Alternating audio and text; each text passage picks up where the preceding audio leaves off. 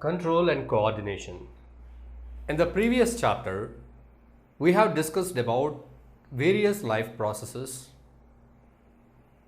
In that, how living organisms are obtaining their food and how living organisms are utilizing their food to get energy, and how various life processes are involved in producing energy to the living cells for their maintenance and for their survival. That is, for the existence of the living organisms, various processes are carried out at the cellular level to make or to keep the cell alive. That is, to make the living organism stay alive.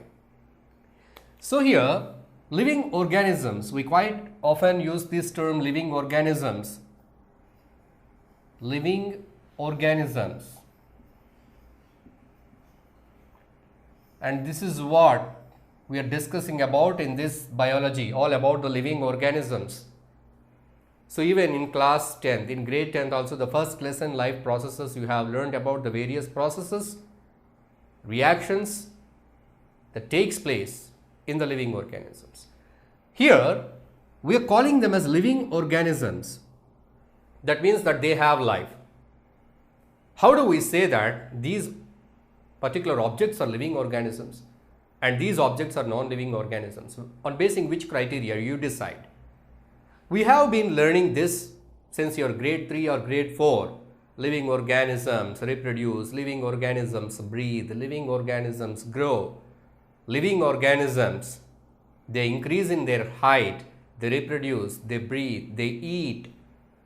So this way there are so many characters.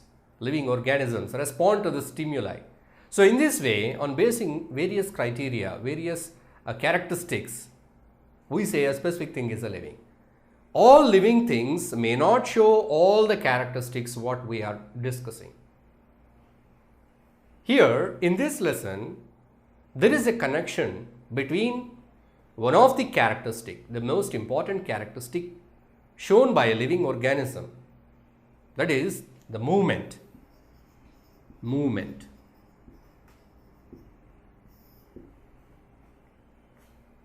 So we think that if any organism or any object is moving, that it has got life. Yes, it has got life, so it is moving.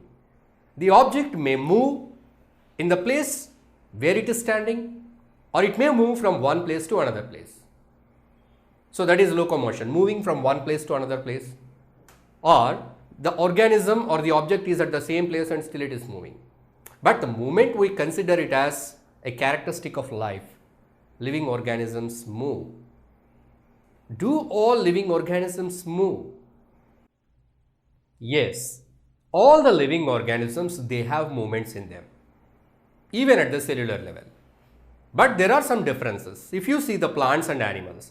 So if you see here the movement, you can just imagine, if we are talking about the movement of living organisms, you may imagine a dog running, a cat chasing a rat, a boy playing, children are playing in the ground, children are running, you are playing in the playground, you are throwing something there. So all these are the various kinds of movements you imagine, but all these examples are of animals. Do plants move? Plants may not move from one place to another place, but still they show some kind of movement in their body parts. So there are some differences between the plants and animals in what kind of movements they show. Plants, they show their movements in their body parts, especially plants show the movements as a part of their growth. So here the movements in plants are associated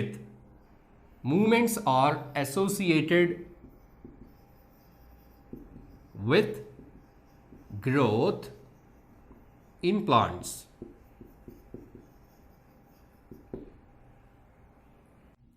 Right. So we have come to a point that movement is an important characteristic of life or living things or living organisms, and the movements are associated with growth in plants or animals or whatever. Just let us see whether this statement is true or not. It may be true, but we are going to check it whether it is true all the times. Movements are associated with growth. Okay, we'll take animal, a small boy, he is growing. Year by year, he is growing. In the same way, a small seed, it is growing to a small plantlet. It's growing to a big plant. So this. So growth, it shows some kind of movement. The height of that body is increased. In animals, it is limited.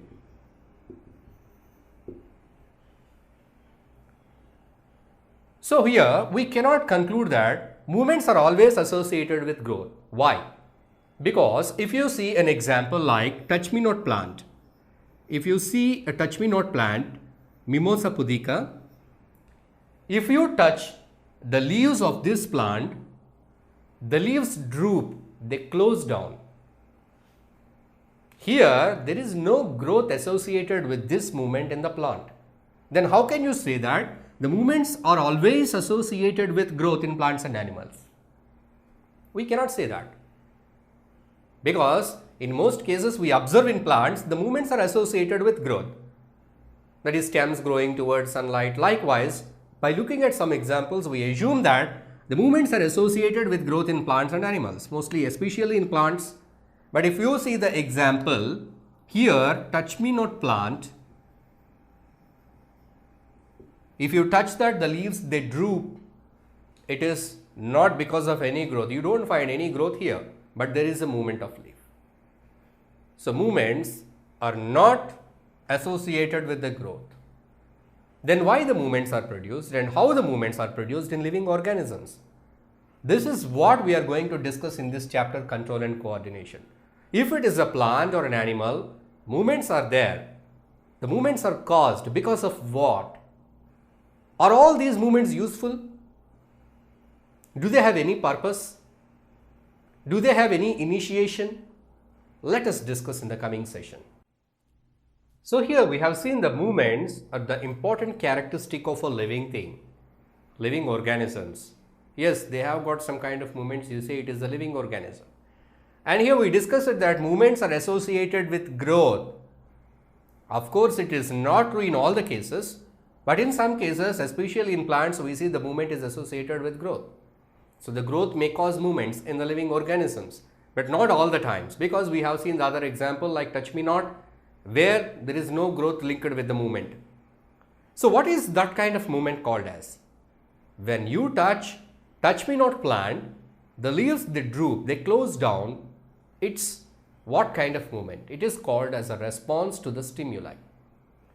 The same thing, when some fly or mosquito bites or stands on your hand, immediately you hit it with your hand. When you touch a hot object, immediately you remove your hand. So in this way, you're also showing some kind of movements. So somebody is throwing some ball or some book onto you. Immediately you put your hands across your face and you close your face. What is that called? What makes your hand muscles to go to this position? That is what creates that movement, what initiates the movement in your body. So closing your face is a response. Somebody is throwing something. That is a stimulus. So assume that something may fall on your face. So to defend, to protect yourself, you're closing your face. This is a response. So movements are caused as a response to stimuli.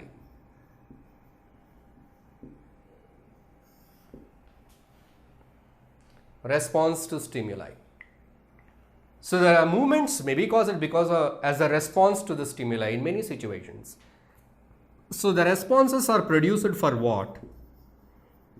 The responses are produced mostly for protection. So producing a movement as a response for the stimuli, that is mainly for the protection.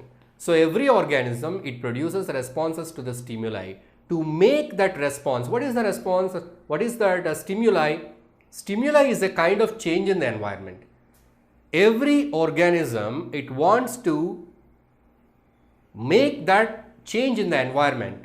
It wanted to take the change in the environment as an advantage for its perusal, for its use. It wanted to use or convert that change in the environment as an advantage, that is, to benefit that organism. Sometimes the change in the atmosphere may cause harm to the organism. In such cases, the organism produces a response to protect, to defend. In this way, the responses are produced. But how all this is done, how the information about the stimuli, that means how the information about the change in the environment is perceived by the organism, how the organism recognizes or identifies the change in the environment so quickly. And after identifying, how the organism is able to analyze the information, what kind of stimulus it is, and how the organism able to produce a movement in the muscle to create a movement in connection to the stimuli. So the response should be always a counter to the stimuli. So how this is all done? And most important thing is that whatever the movements may be, we observe in the living things, all these movements are controlled movements. So this is a very important thing we have to observe. We may see movements in non-living objects also. You see a paper or a flag. You see a flag pole. So at the end of the pole, you can see the flag, the cloth. It's moving because of the wind. So there is a kind of movement in the flag cloth. But can we say that it is a living thing because it has the characteristic of movement? You cannot say that. It is moving because of wind.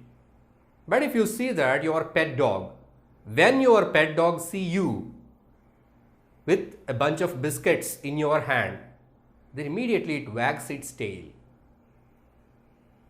Right? So this is a kind of response. You see the movement in that wagging of tail. So this movement is a controlled movement. Whereas if you see a flag, it is not a controlled movement. It is uncontrolled.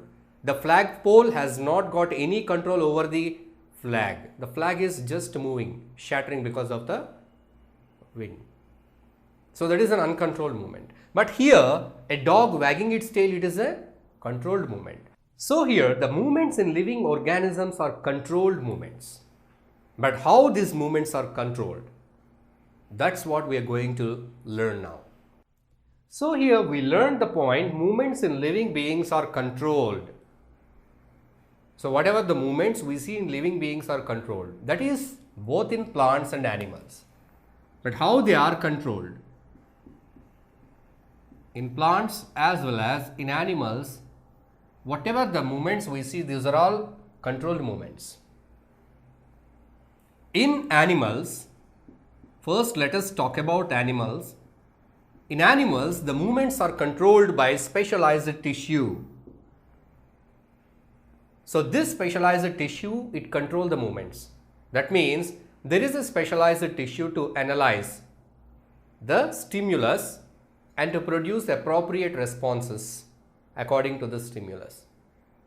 So on basing the stimulus, to protect from the dangerous or harmful stimuli, that concerned responses or movements are produced in the living organism. This is all achieved by the specialized tissue. So animals have this specialized tissue. Even if you take from the very small level of animals, you take some annelids, arthropods or whatever you say, very small level of organisms to the higher level of organisms. That you come from the lower level of lower class organisms to the higher species organisms like human beings. So all these animals have got the specialized tissue, but their complexity is varied. You see the highly evolved animal like human being, we have much more complex specialized tissue to carry out this control of movements. So our body is controlled by the specialized tissue. What is this specialized tissue? Nervous tissue. Various kinds of physical movements in our body are controlled by this nervous tissue. So if you have to produce a movement, in your hand, the muscle and the bone, they are to be coordinated. The muscles in your hand must change their shape. So this all happens because of the nervous tissue. So the nervous tissue, it helps to receive the information about the stimuli, analyze the information, as well as to produce, as well as to decide which type of movement has to be produced. It will decide how far you have to stretch your hand. It will decide how you have to fold your hand, how your muscle cells, they should either shrink or enlarge. So this is all done by the specialized tissue, that is nervous tissue. So internally, the information is taken to the different cells, and certain activities like growth, maturity, development, these are all controlled and coordinated by the other system, endocrine system, that is the hormones, the system that produces hormones. So our body is controlled and coordinated by this nervous tissue as well as endocrine tissue, endocrine glands. So first let us talk about the nervous tissue, how this tissue helps in control the movements in living organisms, that is in animals, because we don't find this kind of tissue in plants. So this specialized nervous tissue is found only in animals. So first let us see how this process is done in animal bodies. Then we go to the plants and there we see how their movements are controlled. So here the movements are controlled in living organisms by a specialized tissue called as nervous tissue. This is exclusively found in animals. This tissue, it helps the organisms to identify the changes in the environment, so-called stimuli. How this tissue helps the organism to identify the change? So how do you feel the change in your environment? Suppose if I put a question to you, how do you feel? Whether it is hot or cold, that is by your skin. How do you feel the smell? How is the smell? Whether it is good or bad. You get the sense of smell, that is by your nose. Simply you say because of my nose. But how this nervous tissue is connected to your nose? You say that sound is loud. You say the sound is very low. I can't hear that. It is not audible. How do you say that? How do you identify that the sound is very low? The sound is very high or loud? How do you identify the sound is so pleasant? The music is so pleasant. How do you identify? If I put a question to you, you may say that it is because of my ear. The sounds are so pleasant, so beautiful. If I show you some flowers, how are these flowers? You say so nice, awesome, beautiful, bright colored, lovely. You say all these words. So how do you identify the shape, the glow, the beauty of the flowers? You may say that because of my sight, eyes. So we have got different organs. They may be used for other purposes even. At the same time, these organs are connected to this nervous tissue. How they are connected? See our eyes, ears, nose, skin, tongue.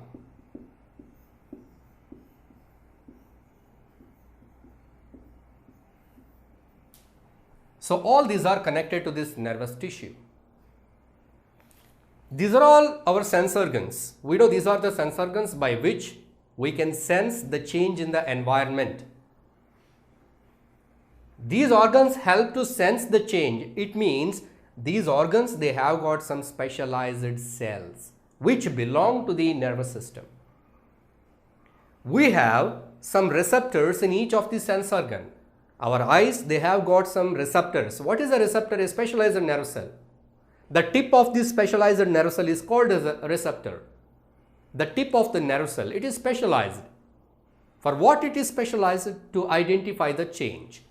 So these kind of specialized tips, the nerve cells with specialized tips are found in these sense organs. What are they?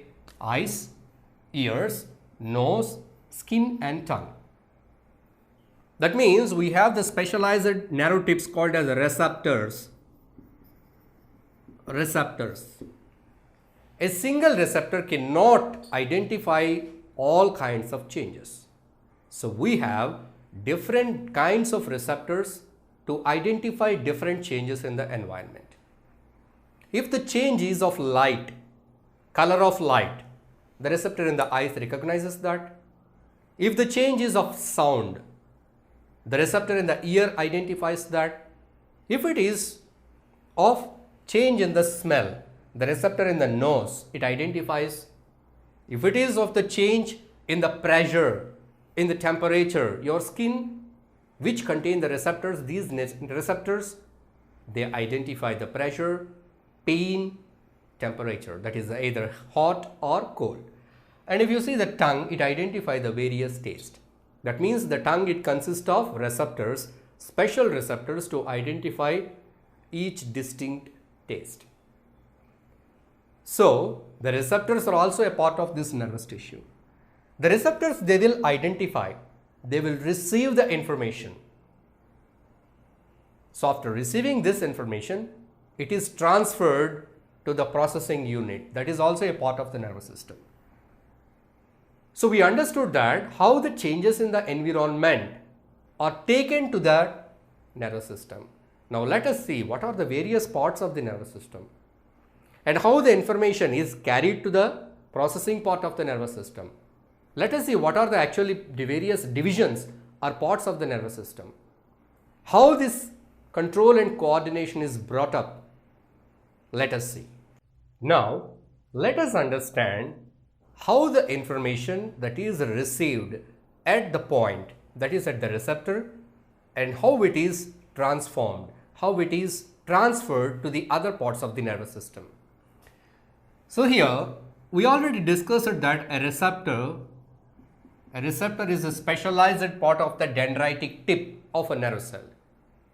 The nervous system is made up of specialized cells called as nerve cells. Our body is made up of various organs. Each organ is made up of specialized tissue. Say muscle tissue. So in that internal organs like intestines and all, smooth muscle. In this way, different organs are made up of different tissue.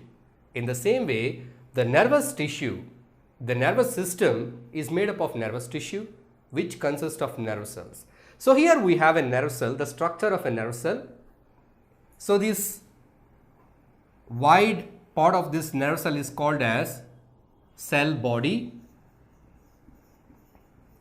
Before we see how it functions, let us discuss about the shape, different parts of this cell body. This is called as axon. This is the extension of the cell body. The cell body has got so many extensions and these are called as dendrites. Dendrites. That means the short extensions are called as dendrites and the long extension is called as axon. This is covered by some kind of protective myelin sheath. And here the nerve cell, it ends at one point. These are called as endings of the nerve cell. We call them as nerve terminals. So we have seen the various parts of a nerve cell. Our nervous tissue is made up of these kind of cells. So our sense organs, they have got receptors. These receptors will receive the information. In which form? It is in the form of a chemical reaction. So the identification of change in the environment is done in the form of a chemical reaction. Chemical reaction. So where does this chemical reaction takes place? At the dendritic tip of the dendrite. So this chemical reaction, it sets off an electrical impulse here. Electrical impulse. So this electrical impulse it travels through the nerve cell. Nerve cells are conductors of electrical impulses. So we see that electricity, it passes through copper wires. That in our house wiring, if you see that there switchboards and various electrical appliances, if you have electric bulb, if you have electric fan, so this fan or bulb to glow or to work, it should be connected to the electric power supply through a cable. When the electricity passes through the cable, then the electrical appliance will work. That means the electricity is passing through the cables. In the same way, the information which is received at the receptor, the receptors that are located in the sense organ, the receptors that are found in the tongue, gustatory receptor, the receptors that are found in the nose, the receptors that are found in the nose, olfactory receptors. So these receptors, whenever they receive the information, at this point some chemical reaction takes place and it generates an electrical impulse which is carried out by this nerve cell. So this electrical impulse, it may pass through the nerve cell at the end of the nerve cell, that is at the tip of the nerve cell, and again it is connected to the dendrite of another nerve cell. So here is the dendrite of another nerve cell. But the electrical impulse is not directly passed from one nerve cell to the another nerve cell in the form of electric current. See here, if the electrical impulse has come in this way and from the other end of the dendrite to the another nerve cell, so it cannot directly pass as a electrical impulse. Let us see. Let us see, here we have a series of nerve cells. So the information, it has to be passed from one place to another place in our body. So the nerve cells are connected to one another in such a way that, see here is a nerve cell. Here the axon, the end of the axon of a nerve cell is connected to the dendrite of another nerve cell. So this is the nerve cell 1 and this is the nerve cell 2 and this is the nerve cell 3. So here is the receptor R. It received the information and here the information is received in the form of a chemical reaction. This reaction, it initiated an electrical impulse. So this electrical impulse is taken by this tip of the dendrite and this electrical impulse is passed through this nerve cell till the end of the nerve terminal. Here the electrical impulse is as it is not transformed to the next nerve cell. Between the end of this nerve cell and starting of another dendrite, there is some gap. There is a slight gap. In that gap, this electrical impulse, it initiates some chemical reaction. Some kind of chemical reaction takes place here and this chemical reaction, again it initiates the electrical impulse here. The same kind of electrical impulse. What kind of electrical impulse is passed through the first nerve cell? The same kind of electrical impulse is created in the second nerve cell. So this electrical impulse, it passes and it finally reaches the nerve terminal. Again, between the nerve terminal and the tip of the dendrite of another nerve cell, there is a gap. Again, one more chemical reaction takes place. In this way, the electrical impulse is alternately converted to electrical impulse to chemical form, again to electrical impulse, again to chemical form. In this way, it is transferred to the processing units of the nervous system. Those are the brain and spinal cord. So in this way, the transfer of information takes place and you see how quickly this happens. If you touch something there, you feel it is hot or cold, how quickly it happens. That means how quickly the receptors have to receive the information and how quickly they have to pass this to the various parts of the nervous system. So this all happens so quickly. So here the gap between one nerve cell and another nerve cell, which is a very slight gap, in which the electrical impulse is converted into some form of chemicals, that is by a chemical reaction. Again these chemicals, again they are converted to electrical impulse at this particular junction, which is called synapse. Synapse is nothing but the gap between one nerve cell and another nerve cell. But they are connected. Connected in the sense, of course, they may not have a direct physical contact. The tips of dendrite of one nerve cell has not having the direct physical contact with the terminals of another nerve cell. But there is some gap between the connection. So what happens in that connection? Chemical reaction takes place. So whatever the electrical impulse which is passing through this nerve, when it reaches this point, it generates some chemicals. A chemical reaction takes place. So these chemicals they pass the gap. The chemical which are released here, they travel this gap and reach the tip of the dendrite of another nerve cell. So this is what actually happens, and in this way the information is passed in the nervous system. So the nervous system is a very complex tissue, made up of complex tissue, made up of nerve cells. So the nervous system is a well organized system in the animals, especially in the human beings. We can see the nervous system is divided into various parts: the central nervous system, the peripheral nervous system, and how the information is passed from this peripheral nervous system to the central nervous system, and how the information is processed, and how the responses or movements are produced in this nervous system, we will see in the coming session. So in the previous class we have seen how the information, that is the change in the environment, it is noticed by the organism. So animals, they have a special tissue, specialized tissue in their bodies called as nervous tissue, which consists of nerve cells, by which the information is received from the environment, and this information is carried to other parts of the nervous system where analysis of the information takes place. What is that information? What is the change? Is it useful or harmful? What kind of response has to be produced? What type of movements are to be produced in the body? These kind of decisions are taken by the nervous system. That is also nervous system. It is also a part of the nervous system. So the nervous system is a very organized system which has got different parts in which each one performs a specific function. So in the previous class we have seen the tip of the nerve cells present in the sense organs, they receive the information, we call them as receptors. So the receptors receive the information, and this information is carried by the nerves, neurons. So neurons are a part of the nervous system. To where these neurons are carrying the information is being carried in the form of electrical impulses from one nerve cell to another nerve cell. So from various parts of our body, the information is collected and it is taken to different parts of our nervous system. Here we have the two major parts of our nervous system, that is the spinal cord and brain, which comprises the central nervous system. So information is taken to the spinal cord and brain.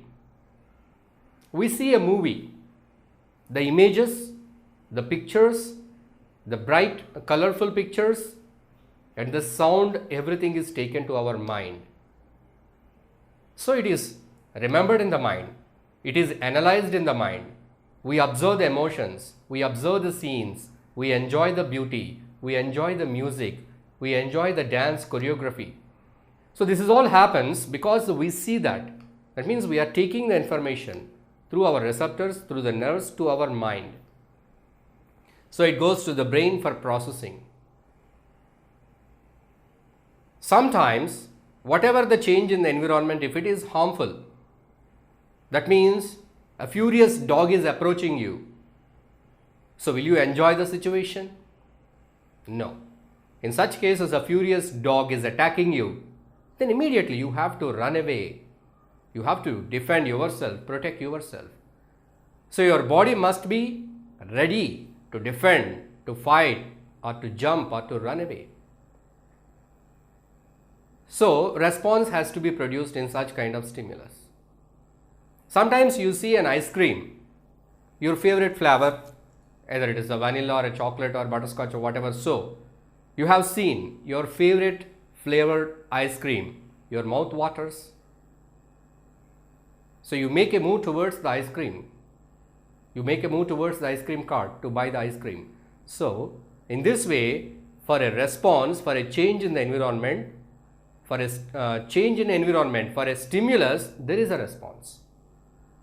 So this response is generated by the nervous system. So stimulus is recognized, observed, analyzed, and appropriate response is also produced by the nervous system.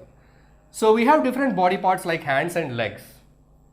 So here we have seen that whenever there is some information, some stimulus is there. The information is taken to the nervous system, it is analyzed, processed, and everything is done, decisions are taken.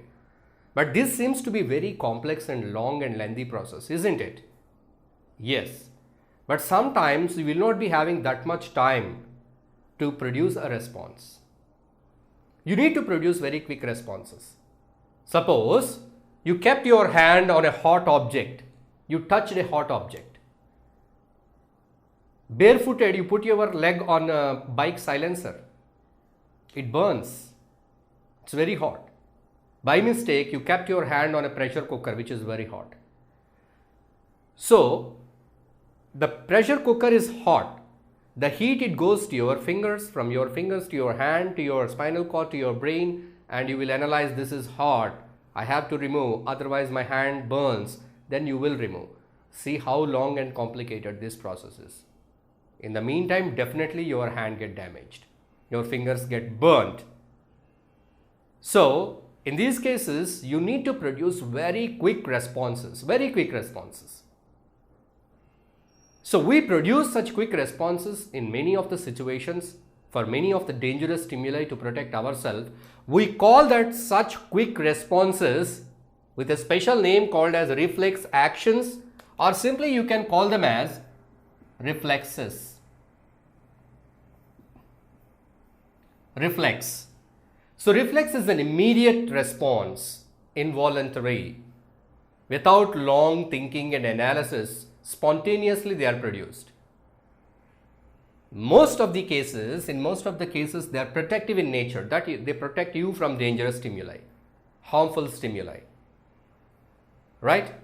So, you see that when you are learning how to ride a bicycle, so you don't know how to ride a bicycle, you just started learning bicycle, or you started learning a bike. So, in the beginning, it will be very difficult. See, when you started learning a bike, riding a bike, then if you wanted to apply the brake, it will take very long time to apply the brake. In the meantime, definitely you may hit somebody. Because when you are learning, the change in the environment, somebody has come across to your bike, then your mind receives that, it tells you that apply the brake, it will take very long time. By the time you take the decision and apply the brake, you might have hit the person.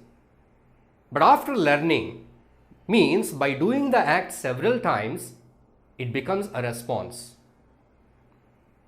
So, very quick. So, when you have expertized that riding a bike, you learned that bike riding and you are riding since 4 years or 5 years, you learned everything there. So, very casually, even you are driving so casually, then you can operate the brake and clutch and with very good coordination. You need not think to apply a brake when something comes. So, spontaneously your muscles do that because it has become a reflex action. So, reflexes, they help to protect us from the dangerous stimuli. These are the very quick involuntary responses shown by our body, but they are not always protective. They are not only protective. See, sometimes it is not only protective, sometimes it is behavioral. Say you are in your classroom, you are just writing something there, immediately principal enters your classroom. By seeing your principal, immediately you will stand. That is a response shown towards a stimulus. So, this is not protective in nature. Whenever the lunch bell is given, your mouth starts salivating, you will feel the hunger in your stomach. Till then you don't feel that, just you are involved in writing your notes, just jotting down the points from the board. Suddenly if you hear the bell,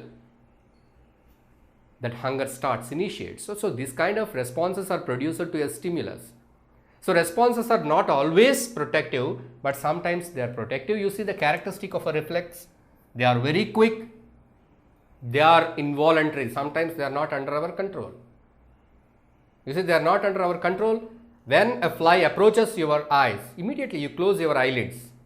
You can't keep without closing your eyelids. You can't stare like this. It all happens involuntarily.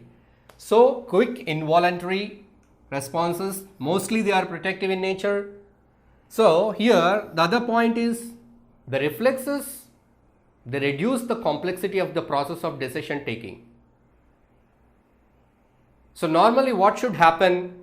The information taken from the outside environment must be taken to your brain to think, analyze and take a decision, but it is very lengthy process. So in most of the cases, the decisions are not, the information is not totally taken to the brain and the information is not processed there.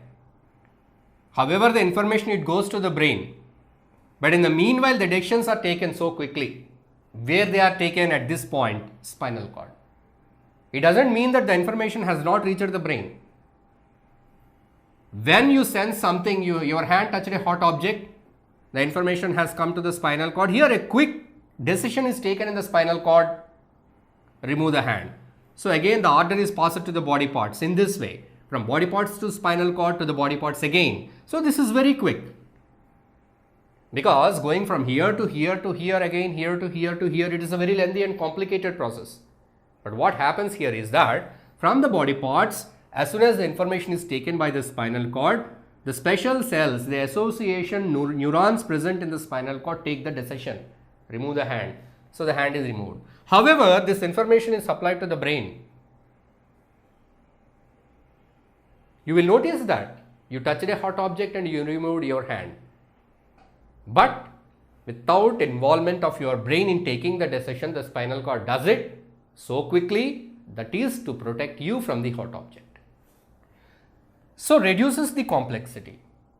Now here we discussed one point, that the spinal cord is responsible for reflexes, the immediate responses in case of the body parts like hands and legs.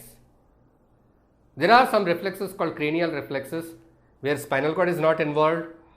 Say some sense organs are directly connected to the brain like eyes, there also reflexes are produced. But here in case of your hands and legs, when you touch a hot object, when you step on a sharp object, immediately you show the reflexes. So here the reflex actions are taken in the spinal cord. So which part of the spinal cord is responsible to produce a reflex action? The unit, the part of the spinal cord which produces a reflex action is called as a reflex arc. Reflex arc. So what does this reflex arc consist of?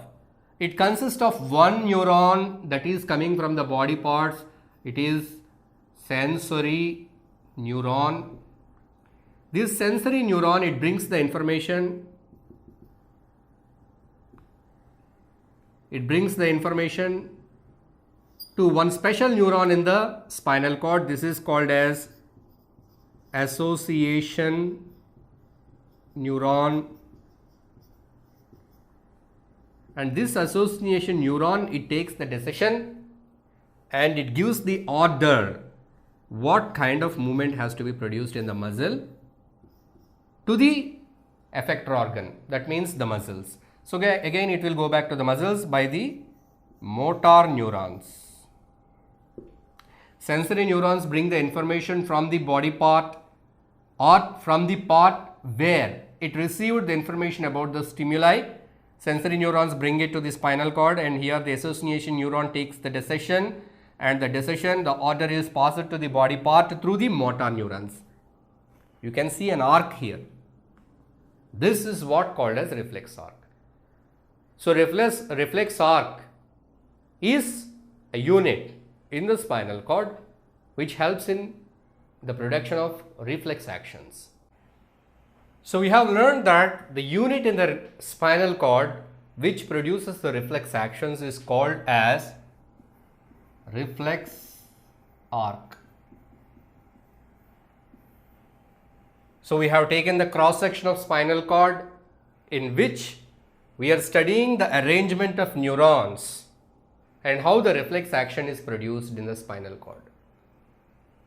The information about the stimuli is taken by one neuron, that is analyzed by another neuron. The decision to the effector organ is carried by another neuron. So three different types of neurons are involved in execution of a reflex arc. Three different types. Now let us say what are the various parts involved in the execution of reflex arc. Here I told you three types of neurons.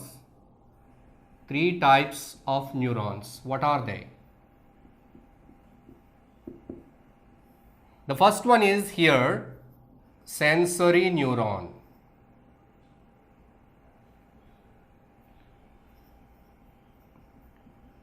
Sensory neuron.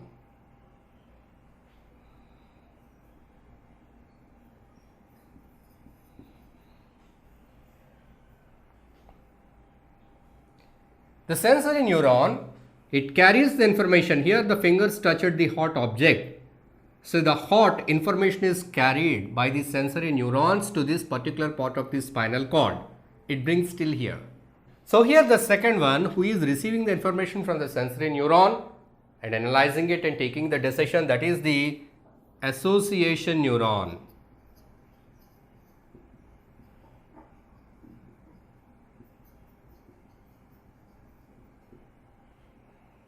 Now the third one, which carry the orders to the effector, is called as motor neuron.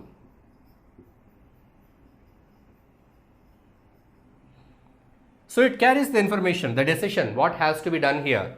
Here the muscle in the hand contracts, so by that the hand it raises up. So this muscle, the muscle in the hand is called as effector. That means it is affected by this decision. So that is the effector. So these are the various parts that are involved in a reflex action, and a reflex arc, it consists of three different types of neurons. Here it also involves one receptor, one effector. Receptor receives the information, effectors creates a movement. In between these receptor and effector, sensory neuron, association neuron and motor neuron, these three neurons execute the reflex action.